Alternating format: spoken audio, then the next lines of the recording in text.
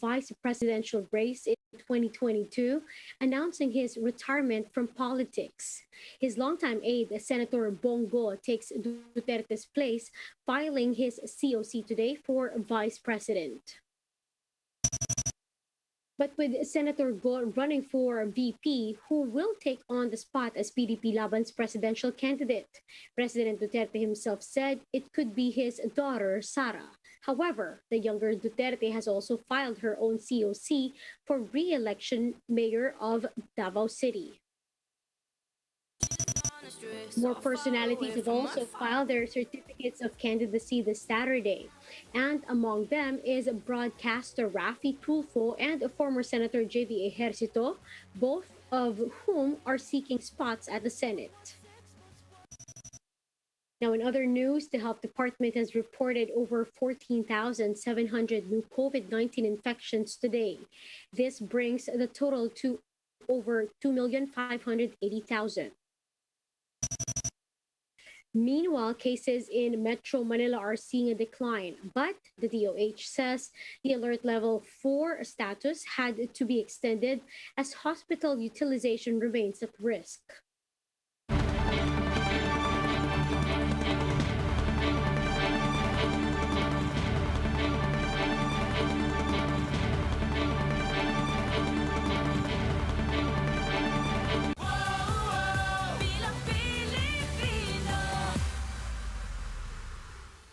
Fast, focused, and fearless. Here's a roundup of stories we're watching now. I'm Riza Diaz.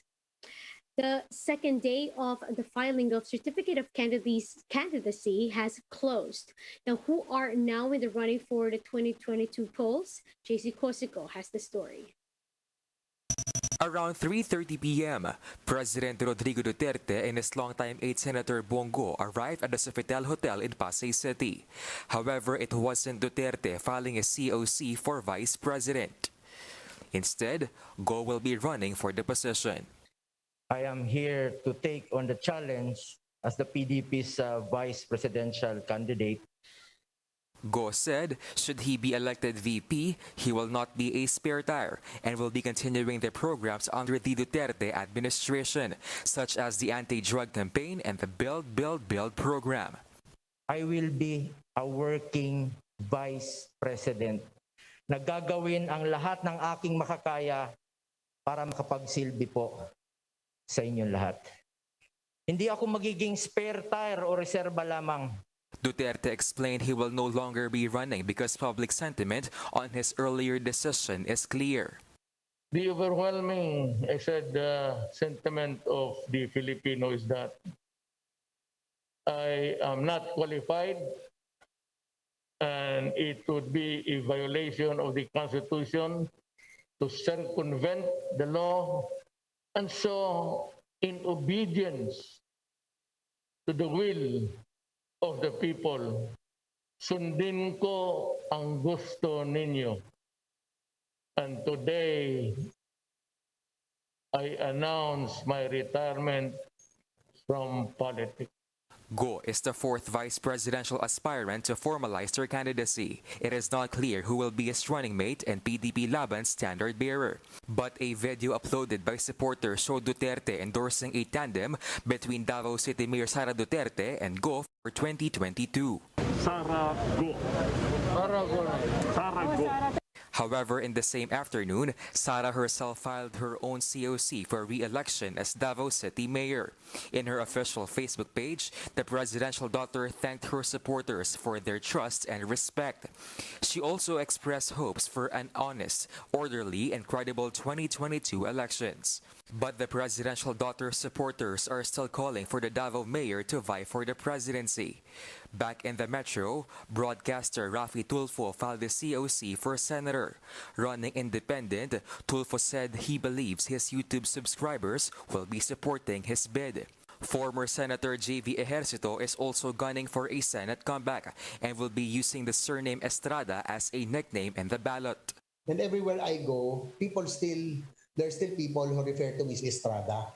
So I think it's just proper that I use it also as alias. But my main name would in capital letters will be Ejercito po. Kappa Community Ministry founder Joel Apolinario will also be joining the Senate race. Apolinario was arrested in July 2020 for syndicated estafa charges. His reps filed his COC. In total, COMELEC says there are 57 COC and CONA filers for national positions so far. We had a peaceful and orderly conduct of the filing of certificates of candidacy for both day 1 and day 2. And for the local positions, for today, we have not received a report of any untoward incident that had happened. So with that, we could assume that we have a peaceful and orderly conduct of this COC filing nationwide. For News 5, JC Cosico, we are One News. Now, to give us his analysis about the COC filings over the past 2 days, joining us via Zoom this evening is political analyst Professor Ramon Casiple. Sir, good evening. Good evening. Sir, would like to ask, of course, first and foremost, what is your reaction to that move that Senator Bongo has, of course, filed and is running for vice president instead of President Duterte? President Duterte now saying that he is retiring from politics. Well, first of all, I'm not surprised. That has been the pattern ever since he ran for mayor.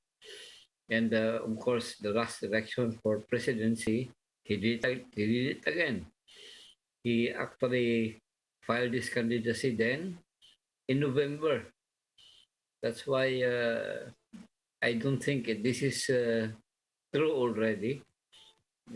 The process has always been a bit mixed up if you look at it in a linear way. But of course, it only says that there are still negotiations going on. Nothing is still final. And we don't know what the outcome of those negotiations will be. I don't want the people to think that the filing today is the final filing. Don't be sure of it, because that has not been the pattern ever since I ran for mayor of Davao. Mhm. But sir, with the events that has happened today, how do you think this will change the 2022 election landscape?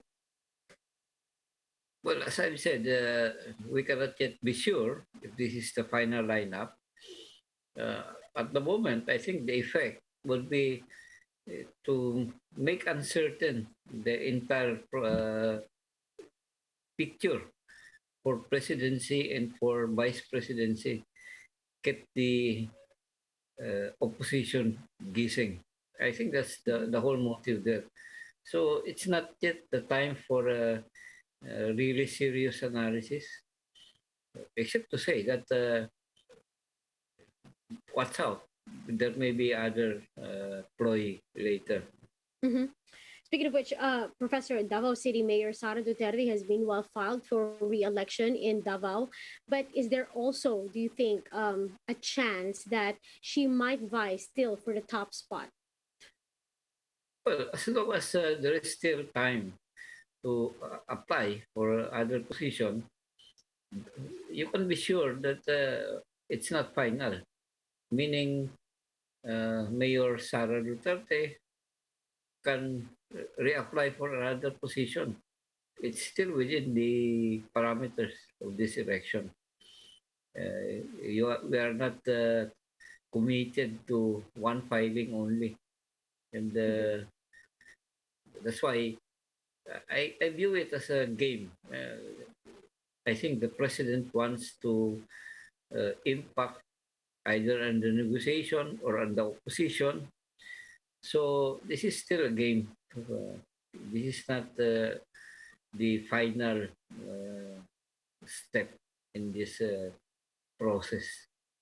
If there's anything, there's still a lot of time and a lot of things that can happen. We'd like to thank you, Professor, for sharing with us your time and your insights. That is, of course, political analyst Mr. Ramon Casiple. Thank you, sir. Okay.